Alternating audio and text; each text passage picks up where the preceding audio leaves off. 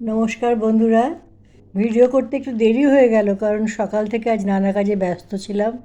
রান্নাটাও একটু দেরি হয়ে গেল, সেই জন্য সেরকমভাবে ভিডিও খুঁজে একটা করতে পারিনি। করেছি একটা গানের।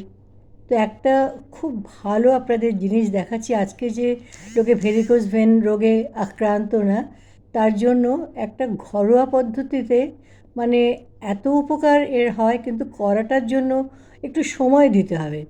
যেমন প্রথমে আমাদের কাছে বাড়িতে অ্যালোভেরা গাছ নেই, তো আমরা দোকান থেকে একটা অ্যালোভেরার বড় পাতা নিয়ে এসেছি।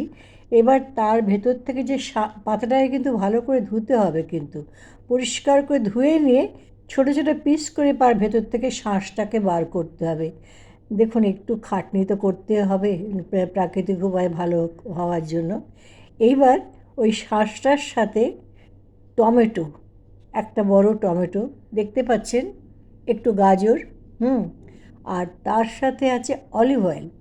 এই তিনটে মিশ্রণকে একসাথে মিক্সারে পিষে, এই যে ছোট বাটিটা দেখতে পাচ্ছেন, এটাকে কিন্তু এখন আমি ফ্রিজে রাখবো।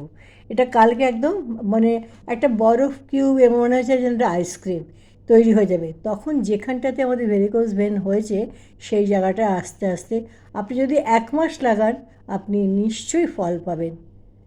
জানাবেন কেমন ভিডিওটা লাগলো, আর লাইক শেয়ার অবশ্যই দেবেন কিন্তু। ভালো থাকবেন।